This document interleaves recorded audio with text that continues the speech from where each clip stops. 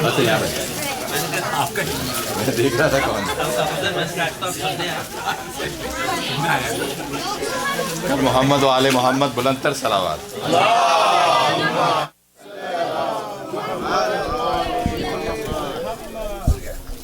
یہ ہو گیا خواتین تک آواز. ہاں جی اب صحیح ہے. اب خواتین تک آواز جا رہی ہے. ویسے تو خواتین اگر گفتگو بند کریں تو پھر میں جشن کا. اچھا ایک مرتبہ آپ درود پڑھ دیجئے محمد و آل محمد پہ. تو میں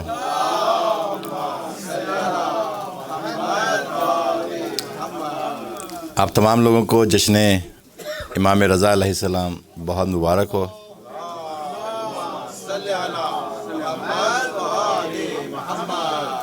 پروگرام بہت مختصر ہے ہمارا آج کا کہ کچھ اشعار میں پیش کروں گا, اس کے بعد ابو ذر بھائی منقبت پیش کریں گے اور اس کے بعد آغا کی تقریر ہے. تو آپ کی زحمتیں کم ہیں, کھانا آپ نے کھا لیا, نیند آپ کو آ رہی ہوگی. تو بہرحال میں کچھ اشعار اپنے پیش کیے دیتا ہوں, اس کے بعد ابو ذر بھائی سے گزارش کریں گے کہ منقبت خوانی کے لیے ایک مرتبہ درود پڑھ دیجئے محمد و آل محمد پہ.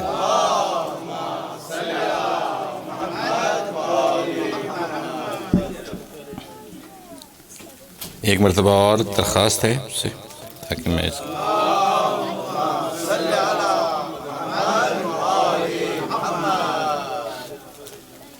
نعرے حیدری.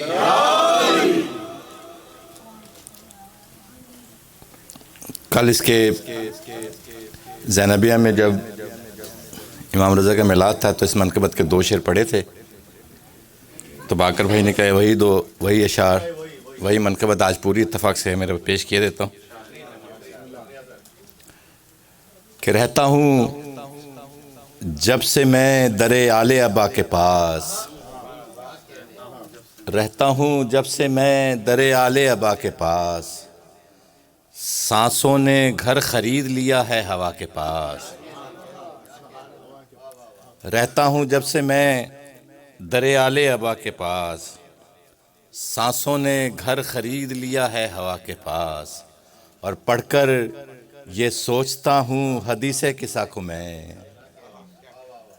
پڑھ کر یہ سوچتا ہوں حدیث قصہ کو میں.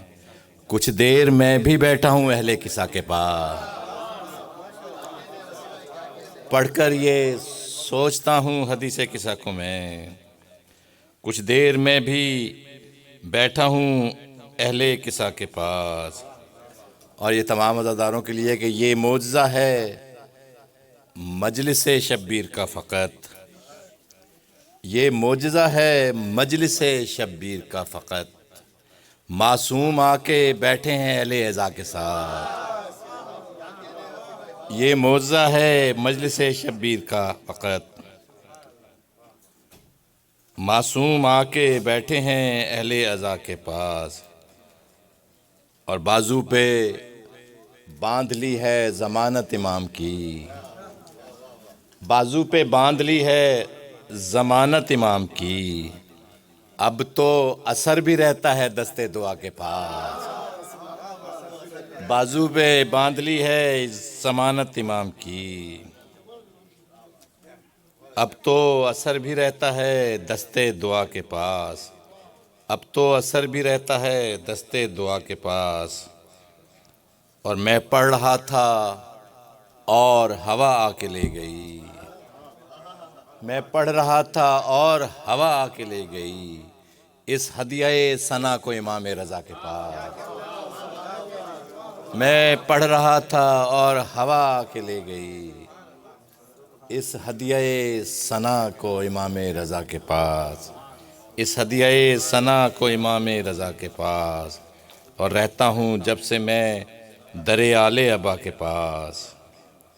سانسوں نے گھر خرید لیا ہے ہوا کے پاس. ایک مرتبہ درود پڑھ دیجیے محمد و آل محمد.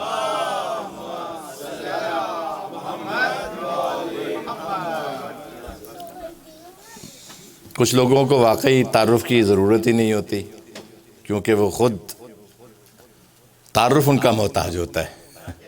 ابو ذر بھائی انہی لوگوں میں سے ہیں کہ جن کو نہ تو کسی تعارف کی ضرورت ہے، نہ تحسین کی ضرورت ہے، نہ کسی ضرورت ہے. اور انہوں نے اپنی زندگی تج کے یہ مقام بنایا ہے. میں بڑی محبت خلوص سے گزارش کر رہا ہوں کہ تشریف لائیں اور بارگاہ امام میں نذرانہ عقیدت پیش کریں. نیچے کر محمد بہار. شکریہ بہت، تھینک یو. بس صحیح، ٹھیک ہے.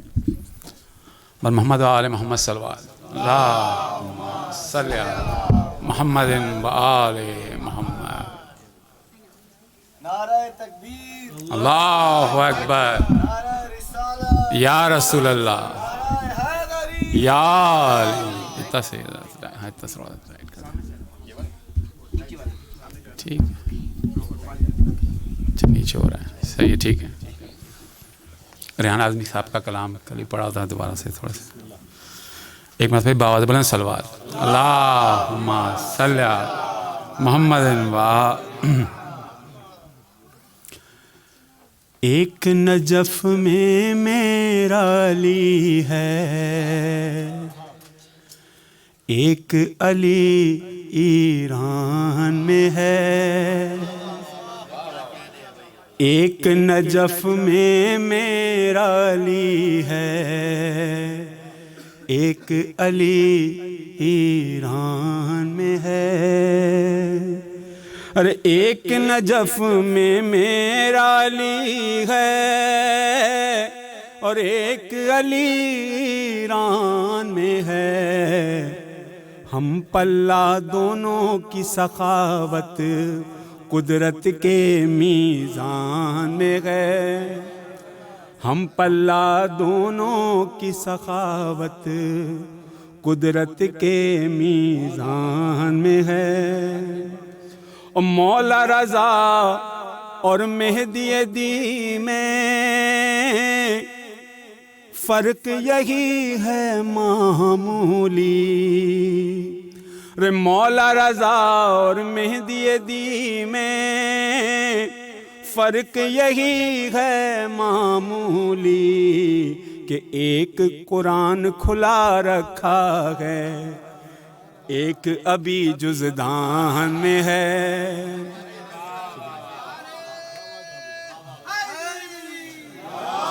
مولا رضا اور مہدی دی میں فرق یہی ہے معمولی کہ ایک قرآن کھلا رکھا ہے اور ایک ابھی جزدان میں ہے.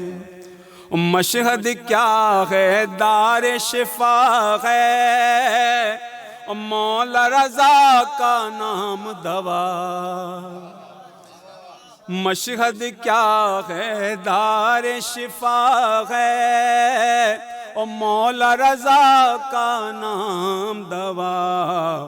بات یہ شامل میرے عقیدے اور میرے ایمان میں ہے. بات یہ شامل میرے عقیدے اور میرے ایمان میں ہے. شکریہ ماشاءاللہ. اور مشہد ان کے دم سے مقدس شہر ہوا ہے شہروں میں. مشہد ان کے دم سے مقدس شہر ہوا ہے شہروں میں کہ جیسے کہ رحمان کا سورہ دلہن سا قرآن میں ہے. جیسے جیسے کہ رحمان کا سورہ دلہن سا قرآن میں ہے. اور محمد آل محمد صلوات.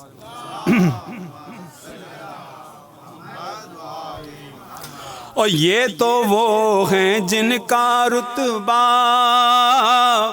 پیش خدا ہے سب سے بڑا. یہ تو وہ ہیں جن کا رتبہ پیش خدا ہے سب سے بڑا. ان کے جد اور ان کی مدحت آیات قرآن میں ہے. ان کے جد اور ان کی مدحت آیات قرآن میں ہے. اور ان کی محبت ان کی مودت میری متاع ایمان ہے، ان کی محبت ان کی مودت میری متاع ایمان ہے، اس کے سوا سامان شفاعت کیا دست ریحان میں ہے، اس کے سوا سامان شفاعت کیا دست ریحان میں ہے، اور ایک نجف میں میرا علی ہے، ایک علی ایران میں ہے۔ بر محمد و آل محمد صلوات محمد۔ ایک تھوڑا سا امام رضا کے حضور میں ایک دعا ہے، ہم سب مل کے انشاءاللہ دعا میں شامل ہو جائیں انشاءاللہ۔ بر محمد و آل محمد صلوات۔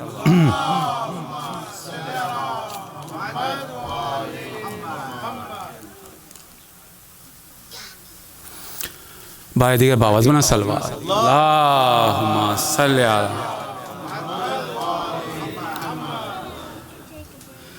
میرے مولا کرم ہو کرم، میرے مولا کرم ہو کرم، میرے مولا کرم ہو کرم، میرے مولا کرم ہو کرم، جز غم شاہ کرب و بلا، جز غم شاہ کرب و بلا، اور کوئی نہ ہو ہم کو غم، میرے مولا کرم ہو کرم، میرے مولا کرم ہو کرم۔ اے میرے آٹھویں مرتضیٰ، کوئی ایسا بنے سلسلہ، میری مشہد میں ہو غازری، میں بھی بن جاؤں زائر تیرا، تیری چوکٹ پہ سجدہ کروں، دیکھ لوں میں بھی باب کرم، میرے مولا کرم ہو کرم، میرے مولا کرم ہو کرم۔ او یا رضا ابن مشکل کشا، دولت رزق کر دیں عطا، ختم ہو سارے رنج و علم، المدد ذے غم مرتضیٰ، التجا ہے بنام علی، اپنے منگتوں کا رکھ لیں بھرم، میرے مولا کرم ہو کرم، میرے مولا کرم ہو کرم، میرے مولا کرم ہو کرم، میرے مولا کرم ہو کرم۔ زندگی محو توصیف ہے، ہر گھڑی تیری سرکار میں، سر جھکائے ہوئے موت بھی پیش رہتی ہے دربار میں، مرحبا ابن شیر خدا، خوب ہے تیرا جاہو حشم، میرے مولا کرم ہو کرم، میرے مولا کرم ہو کرم۔ اور محمد آل محمد صلی اللہ علیہ وسلم، اللہم صلی علی محمد وآل۔ میرے مولا کرم ہو کرم، میرے مولا کرم ہو کرم، حور و غلمان ہو یا انبیاء، اوصیاء ہوں کہ ہوں اولیاء،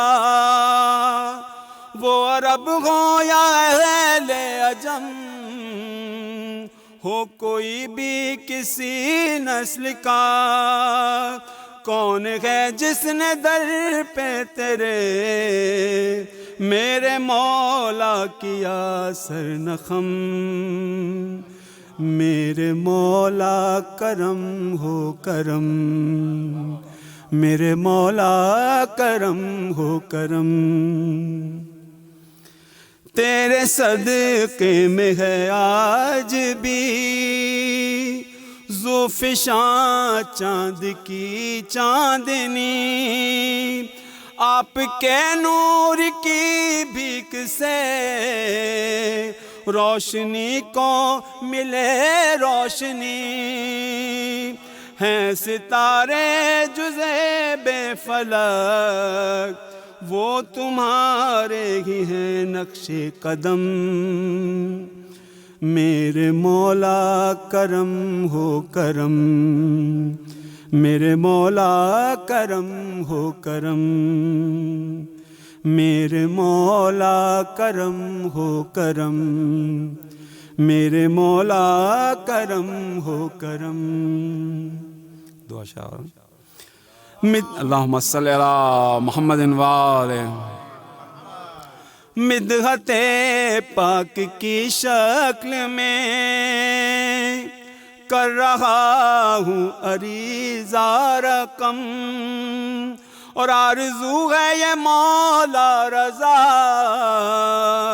تیرے روضے پہ نکلے یہ دم، بعد رحلت میرا یہ بدن خاک مشہد میں ہو جائے ضم، میرے مولا کرم ہو کرم، میرے مولا کرم ہو کرم، میں ستایا ہوں تقدیر کا، لوگ دیتے ہیں تانے مجھے، اے شہنشاہ ارض و سما، حضرت حر کا صدقہ ملے، میری قسمت منور کریں، عرض یاسر ہے یہ دم بدم، میرے مولا کرم ہو کرم، میرے مولا کرم ہو کرم، اور دفعتاً مجھ کو نیند آ گئی، اور خواب میں آئے مولا رضا، اور مسکرا کر کہا مرحبا، خوب اچھا قصیدہ لکھا، اس قدر نہ پریشان ہو، تجھ کو مشہد بلائیں گے ہم، میرے مولا کرم ہو کرم، میرے مولا کرم ہو کرم، پر محمد آل محمد صلی اللہ علیہ وسلم۔ شکریہ، بہت بہت شکریہ، شکریہ، تھینک یو۔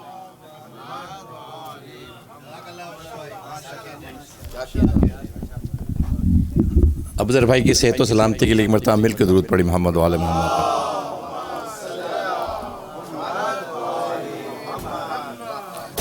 اس مناجات کے بعد دل یہی چاہ رہا ہے کہ دونوں ہاتھوں کو اٹھائیں اور دعا فرمائیں، جو مریض آپ کو یاد ہیں ان کو ذہن میں لائیے اور دعا فرمائیے کہ اللہ تعالیٰ ان مناجات کے حوالے سے، جشن کے حوالے سے صحت عطا فرمائے۔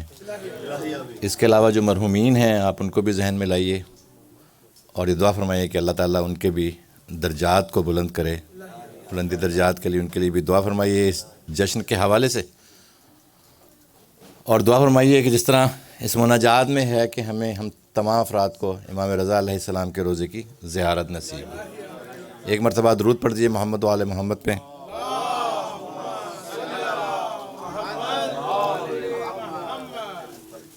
अब किसी ताख़ीर की कुछ ज़रूरत नहीं है। मैं मुल्तमिस हूँ हुज्जतुल इस्लाम मौलाना बेग साहब से कि तशरीफ़ लाएँ और जश्न के हवाले से तकरीर, इमाम रज़ा के हवाले से तकरीर फरमाएँ। और मोहम्मद वाले मोहम्मद बुलंद सल्लल्लाहु।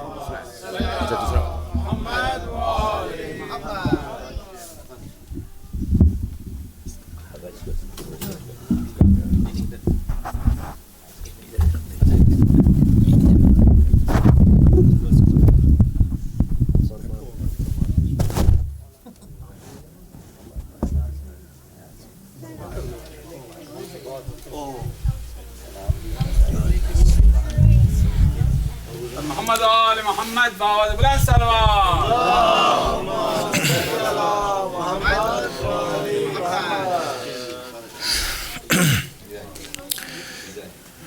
Please recite a Surah Fatiha for all the Shuhada of Islam and all of you marhumeen.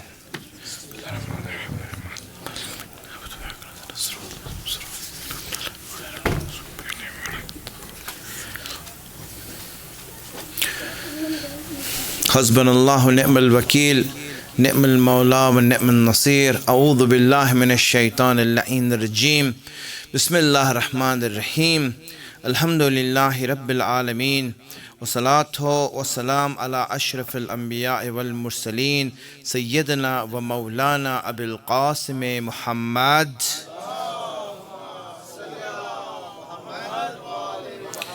وعلى آله الطيبين الطاهرين المعصومين سيما بقية الله الأعظم روحي وأرواح العالمين له الفداء رب اشرح لي صدري ويسر لي أمري واحلل عقدة من لساني يفقه قولي.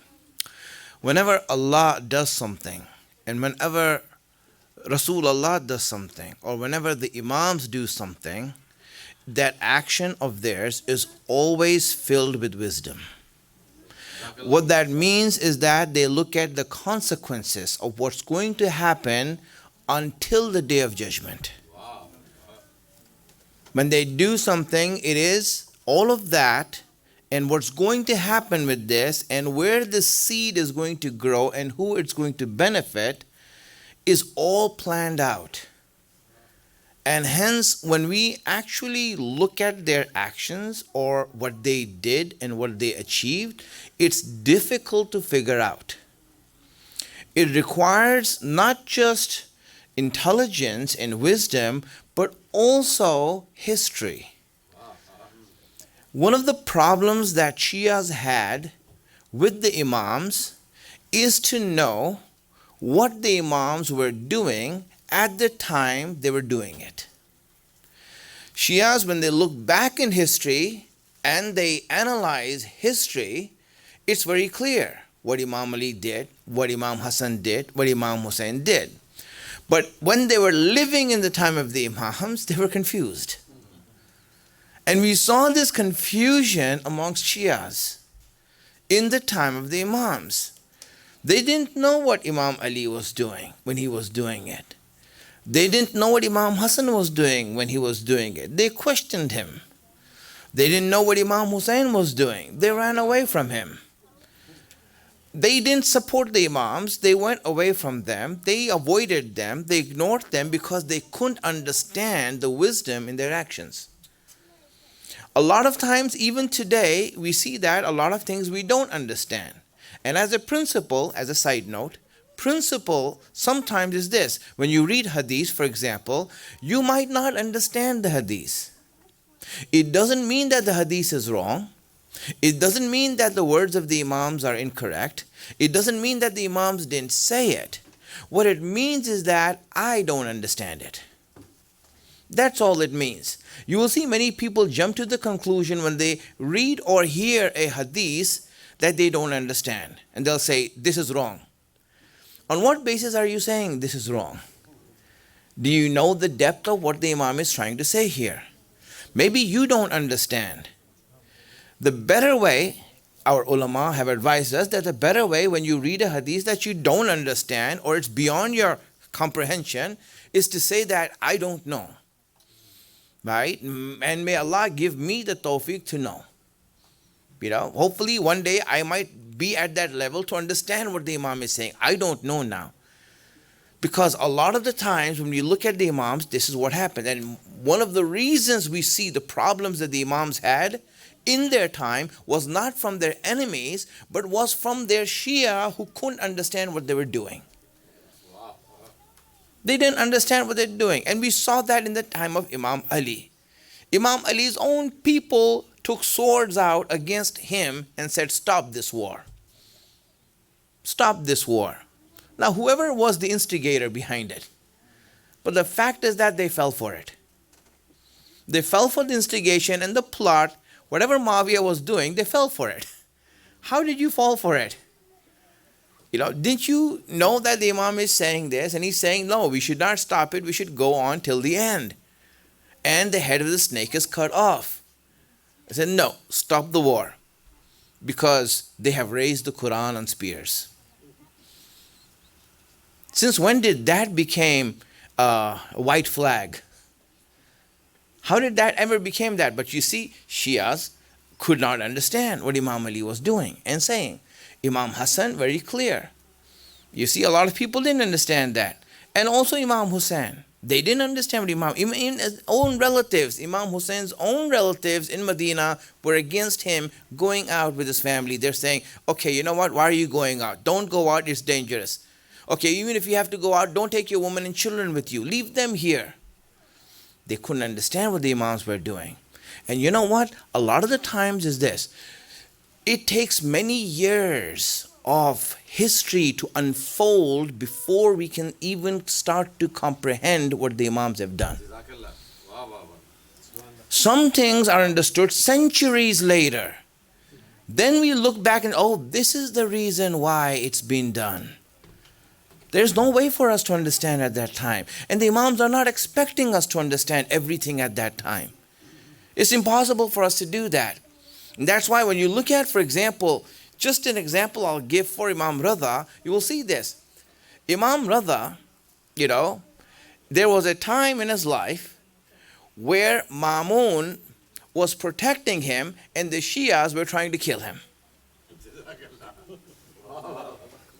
Yes, the Shias were hatching plot, kill him before he disgraces his forefathers. And Ma'mun is saying, send out the security to protect him, make sure he's alive. Don't let him get killed by these people. Imagine that. So now what happened is that, how is this happening? One of the real reasons is that the wisdom in the actions of the Imam is not understood by us. And that's why when we look back in history and learn the Imams and what they have done, it takes many years to start understanding what they have done. And now when we look at the lives of the Imams, we'll see their lives, every of the Imams' lives, because of the circumstances they lived in and the history they went through, they were a part of something particular to themselves. They had a movement or a mission that was exclusively for them and they achieved. Every Imam was responsible for that, except for Imam Ali, because Imam Ali was involved in everything that has to do with Islam. Meaning that if you look at every page of Islam, you will find Imam Ali's name there. If you look at every aspect and history of Islam, you will see that Imam Ali is behind it and in front of it. You can't escape that. So Imam Ali's life is an accomplishment of everything that's Islam. But the rest of the Imams, you see, they were part of something that they achieved that now distinguishes them and defines them.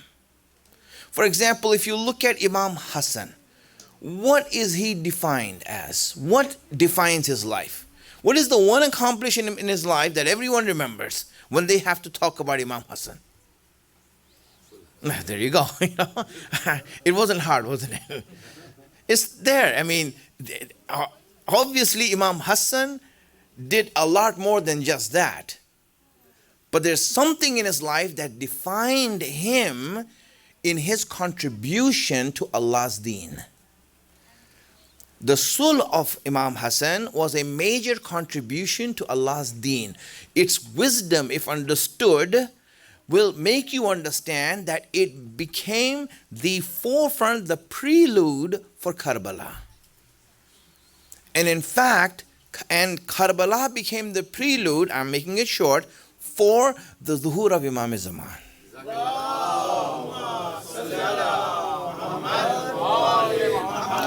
So if you want to go back and see that how did Allah's promise, which is going to be fulfilled with Imam Zaman when he comes back, is going to be fulfilled, you can go back in history and name the causes of causes. You can say it was the Zarbat of Imam Ali in Khandak, it was Khaybar, it was Imam Hassan's Sul, it was Karbala, it was all these things that were knots and ties that came down to the zuhur of our Imam. Everything is interlatched. You look at this. And that's the way it is. Imam Hussein, what did he achieve? What was the one thing about Imam Hussein that defines him? It's Karbala, right? It's Karbala. And unfortunately, that's all the Shias know about Imam Hussein. Do any of us know what type of a person was Imam Hussein? What was his young life? What was he like a teenager? What kind of friends he had? How did he interact with others? What kind of a person? We don't know. Nothing. Just the 10 days of Ashura, and that's it. That's all we know about Imam Hussein, and that's it. But there's more to Imam Hussein. But you see that one thing, it's okay, but that 10 days defined Imam Hussein in a way that nothing else, obviously, we know of. Even though there are a lot more achievements in his life. But he achieved that. Now when we go forward, you see Imam Sajjad. What was that one achievement in Imam Sajjad's life that defines him to all of us, that we know him as? Well, Azadari and Duas. Sahifa Sajjadiyah. When you know Imam Sajjad, Sahifa Sajjadiyah comes to mind. Right? That's Imam Sajjad.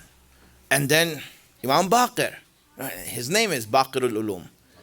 Yeah, that's what defines him. Then Imam Jafar as-Sadiq, the spreader of knowledge. That's what he's defined, even though there's a lot more to him. So now when we look at each of the Imams, we understood a certain aspect that they achieved for Allah and contributed for Islam.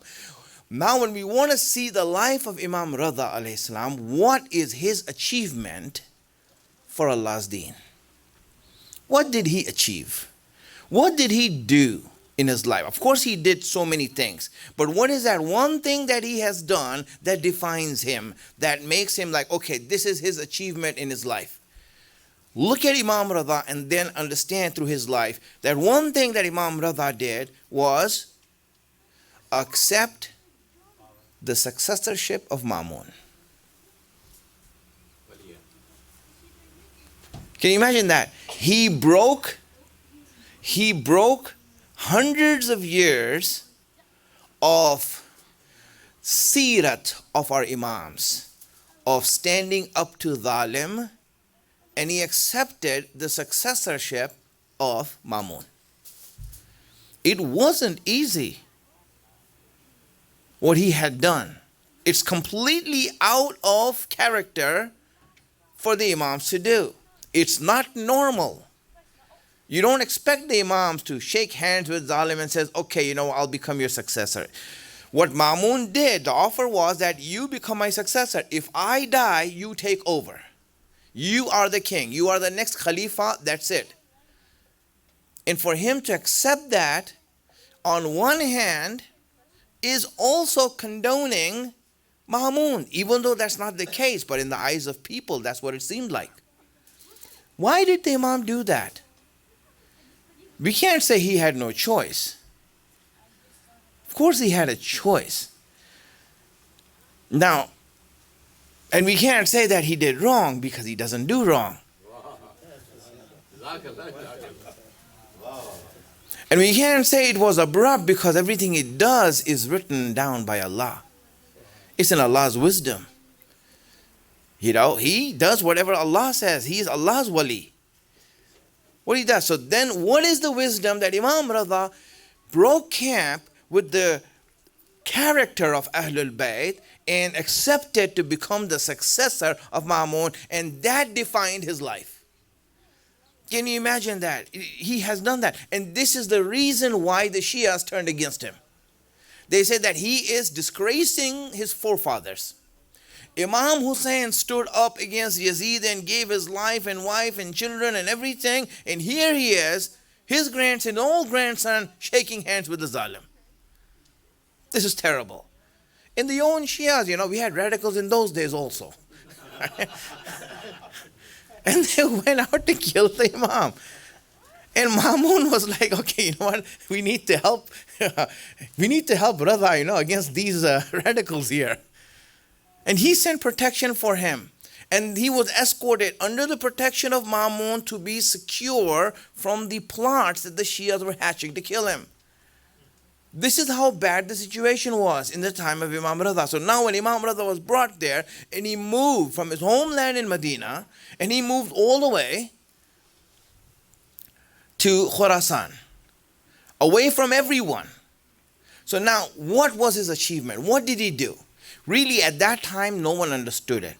In fact, if I could say one person, there was only one person who understood it. In the time of Imam Reza, it's amazing. Only one person understood the wisdom that Imam Reza had and how far he went to get that.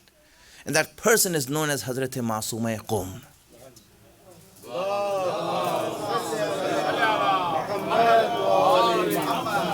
Why did Imam Reza say that if you come for my ziyarat and do not go for Hazrat Masuma's ziyarat, then it's not complete? Because she is the only one who saw what I was seeing. And if you can go there and see what she saw, then maybe you could understand the wisdom that's needed to be a follower. She was the one who understood, and that's why she gathered an army to come and help the Imam. Of 400 people she could gather from her relatives and everyone, so to come to help the Imam of the time at that point. So now, what did Imam Reza achieve? I want to say this in a few minutes so that truly we can understand and appreciate the Imam in our life. This is the major thing that the Imam did, and there's no way we could have understood it then, but now when we look back in history, now we understand something from it. So when you look at this move, two things I will point out to you that we understood after many years of looking back at why the Imam did this and seeing history unfold. Now we understood why the Imam did this. Number one reason why the Imam moved and accepted the Khilafat or the successorship of the Khilafat of Mamun, the number one reason was, the number one achievement he made is that he, by this move, made Ahlul Bayt a public entity. Yes. Before him, no one knew who Ahlul Bayt were. Yeah, you think that you're the ones, you're Shias. That's why everyone is Ahlul Bayt, In those days, no one knew what Ahlul Bayt meant. No one knew that the Prophet has a family. Islam had spread many places. No one even knows about Imam Ali and Hazrat Fatima. No one knows about these things. And you might say that, but Maulana Imam Jafar Sadiq had 4,000 students. And yes, he had 4,000 students. And he was teaching them, 4,000 students in his life, right? But here's the thing. How many people knew about these 4,000 students and what Imam Sadiq stood for? And if you don't understand, I'll think this. Imam Sadiq had 4,000 students. There are 60,000 students in Qom. How many of you know what is being taught in Qom? How many of you know any idea what's going on in the world of scholarship in the Hausa? No one knows. What do you teach there? How to read the Quran? Trust me, they don't teach you how to read Quran there. That's not even a subject there. That's what people think. Hafiz the Quran? No. Hafiz the Quran is not a subject in the Hausa. We don't know. So what happens is that having a Hausa in students who learn in the Hausa doesn't make religion a public thing. I am unaware of it. I don't know. That's just the way that the Muslims were in the time of our Imams. They didn't know who Ahlul Bayt were. Yes, the Khulafa knew because they were against the Imams and they knew what they were doing. They were hiding them. People didn't know. People didn't know what was going on. But when Imam Reza accepted the Wali Ahad and the successorship of Mamun, he became a public figure. And by becoming a public figure, everyone was seeing, who is this person that's appointed? Oh, his name is Reza. Who is Reza? He's from the family of the Prophet. And the first question, Prophet has a family? Prophet has a family? Where? Let me go and see him. People used to come from far away just to see that the Prophet has a grandson. They used to come and look at Imam Reza and say that, wow, this is the grandson of Rasulullah. They didn't even know that Rasulullah had a family that's extended so far. People had no clue. When he became that, in a short while that he was a successor, everyone got to know that Rasulullah has a family, and that family is referred to in the Quran. Can you imagine that? Ahlul Bayt became a household name. Everyone said, there is Ahlul Bayt. This ayat Ahlul Bayt, ayat 33 of Surah Ahzab refers to them. It is about them. And when they saw Imam Reza and they saw him, then they understood that the knowledge of Islam, the knowledge of the Prophet is in his children.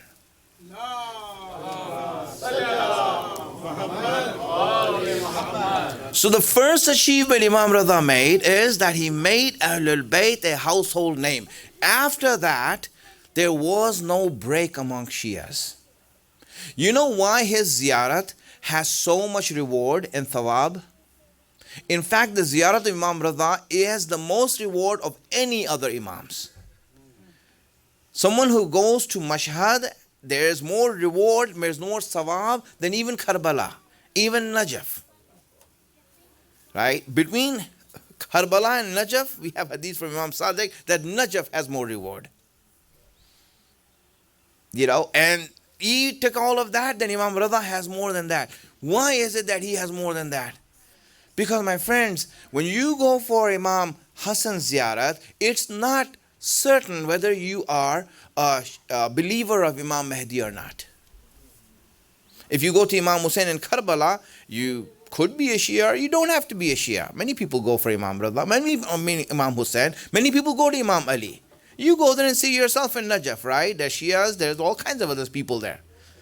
Everyone comes over there to visit him, to, make ziyarat to him. Why? Because after every Imam, there was a split. Because the Shias didn't know what the Imam stood for, and hence there was always confusion in the deen of the Imam, so they chose a different successor. After Imam Hussein, you see that a lot of people went with Zayd, and Zaydis were formed. A whole sect was formed. After Imam Bakr, the same thing. After Imam Sadiq, you see many splits came in the Shias. After Imam Musa Kazim, Waqifis, a sect of Islam, a sect of Shias was formed. They didn't go to Imam Reza. But when Imam Reza became a public figure, the deen of Ahlul Bayt became clear to the people that no one was able to cause confusion after that. So what that means is that anyone who believes in Imam Reza believes in Imam Mahdi.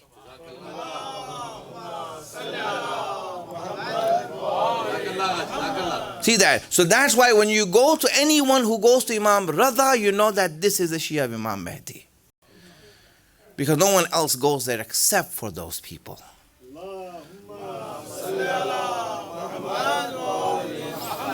If you want to make allegiance to the Imam, then you go there. Then you know that this is the person. Those who come to Imam Hussein, I don't know, brother, if you are with Imam Mahdi or not, I can't say.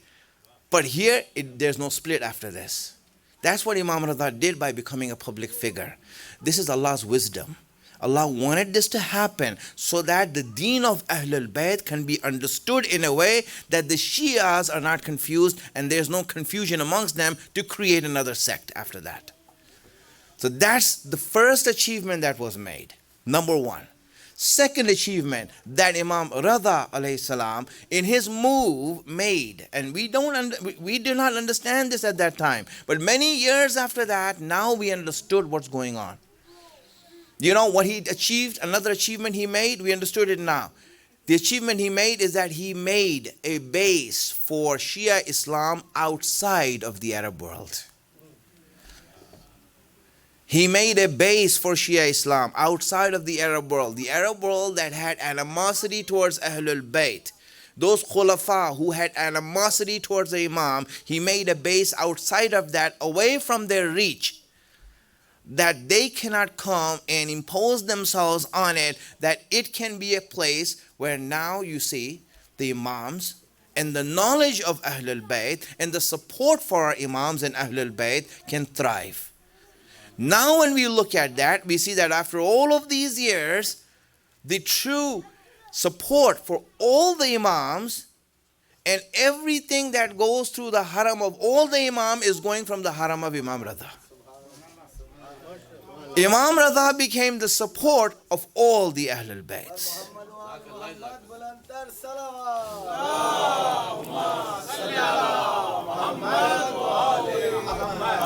His base is so strong, his haram is so strong that it gives loans to governments to survive. When governments are in need, they ask Imam Reza for loans so that they can take care of themselves. Imam Reza is that strong. And Allah wanted this to happen, that this becomes a base for Shia Islam. That the support and resources come from here. And now when we look at Imam Reza's base in Iran, then you see that yes, everything, that all the Imams, yes, all of them, where people are getting guidance from. And then especially the Imam of our time who's coming back. And the question that yes, the Imam will have an army. And there's not going to be any miracles. If you're expecting miracles to happen, angels flying around with Hur and Ghilman all over the place, it's not going to happen, my friends. It's going to be you and me. Now, who's Hur and who's Ghilman, we'll discuss it then. But it's going to be you and me. That's all it's going to be. It's going to be natural causes. It's going to be just us. The means of the support of the Imam is not coming from the skies. It's going to come from the earth. It's going to be you and me that are going to be helping the Imam. Where is the resources coming for the army of the Imam? Having an army is expensive. You got to feed a lot of mouths. You know, there are a lot of people there. They're not working and you have to feed their families and all these things. And the Imams is on a mission. Allah sent him on a mission. And Imam is like, okay, where are we going to get the food from and all these things? And when we look at that, then you understand that the haram of Imam Reza has and owns over 100 industries. They make from pharmaceuticals to helicopters. It's owned by Imam Reza. This is the haram. This is the haram of Imam Reza. Aslan-e Quds Razavi is not just any haram. It is a whole establishment. It is an establishment, and when you look at that, then you see the promise of Allah coming true, that yes, here is where this is going. I remember I went one time to visit the Mazra-e Imam. Mazra-e Imam is the farms of Imam Reza. Farms that are owned by the haram of Imam Reza. So we were taken as a tour, and the bus went inside the gate, there was a gate entrance to it, and then you were driving to get to the office. The bus is driving and driving and driving. It took us about 45 minutes to get to the office inside the farm. And we were just looking at different farms, and they were saying that this is where we do the research for tomatoes. Miles and miles of tomatoes, miles and miles of this, miles and miles of that. I said, all this food, what is it for? He said, well, right now it's sold in the bazaar here for the people here. But this is meant for Imam Zaman.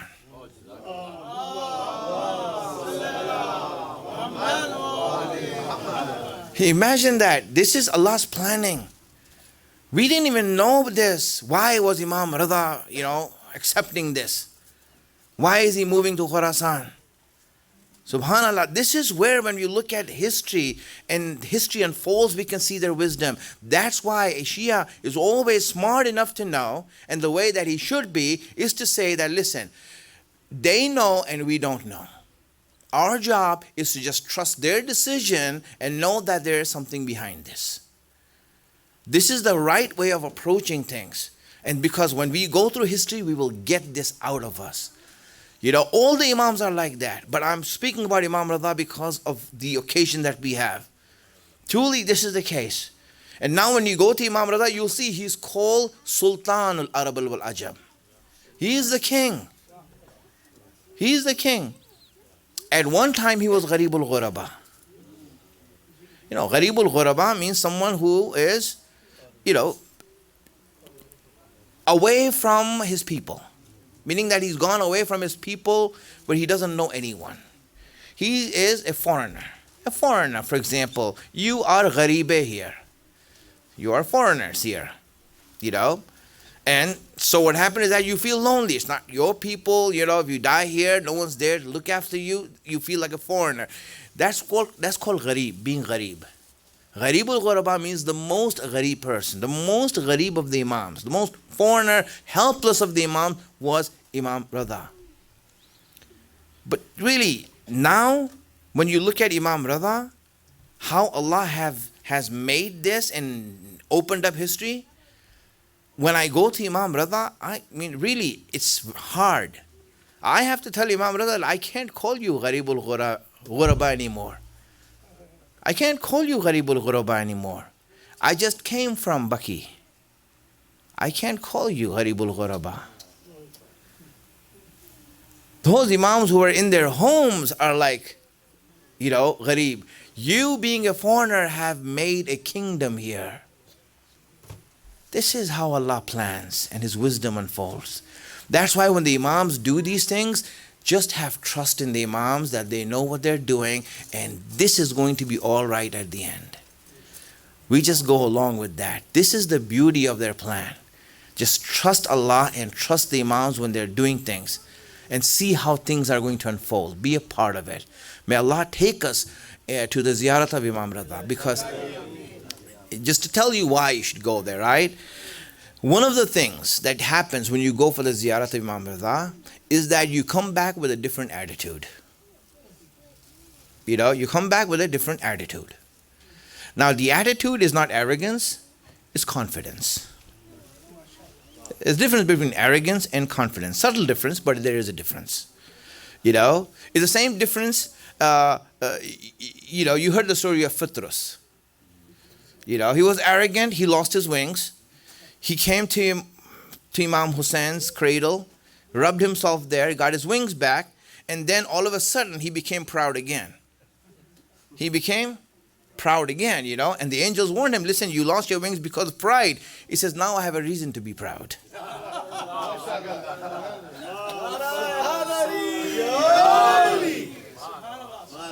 You know, I have reason now. So when you go to Imam Reza, it's the same thing. If you go to him, he says, let me tell you his promise that he has made to everyone who comes to him. He says, if you come to me, I promise you that I will be with you in 3 places. I will be standing with you in 3 places. The first place will be in your grave when you will be questioned. I will stand with you to help you with answers. Second place is when you will be given the book, I will be standing with you. Your book of actions. I will stand with you. It's a very hard time. Because you know what? You know what you did. And there's no magic eraser to erase anything. It's all there, exposed. It's a very delicate situation. So Imam said, I will stand with you there. And the third place is when you are going to walk over that bridge of Sirat. It's very difficult to walk over that. You know, there's hellfire down. I mean, it's like, for example, rope walking over hellfire. We can't rope walk 2 feet in the air.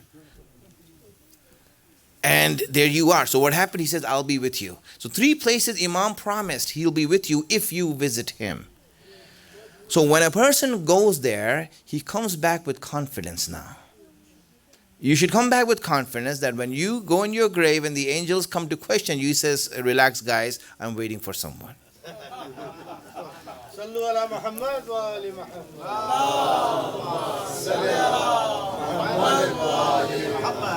He promised me. When the book is given, okay, I won't open the book until he's here with me. You know, because he promised me. And when I'm walking over the bridge, relax, don't worry, he's with me. He promised me, he's not going to let me fall. See, my friends, you come back with confidence. This is the ziyarat of Imam Reza, and inshallah may Allah take us there and bring us back with this confidence.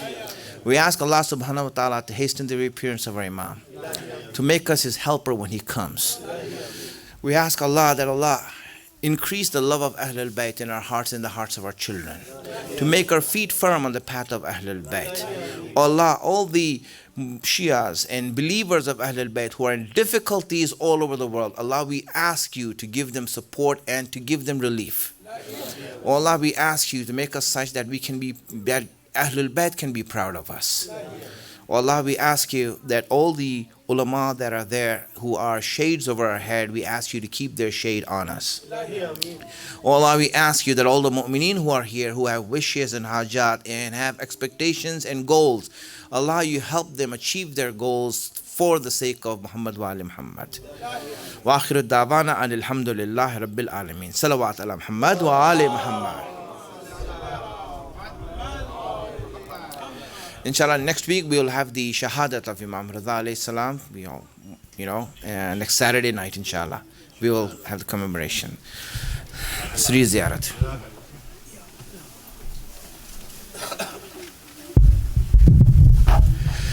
Assalamu alaikum ya Rasulullah, ya Habib Allah, ya Khira Khalqillah wa rahmatullahi wa barakatuh. Assalamu alaikum ya Aba Abdullah, ibn Rasulillah, ya Husayn, ayyuha ash-shaheed bi Karbala wa rahmatullahi wa barakatuh.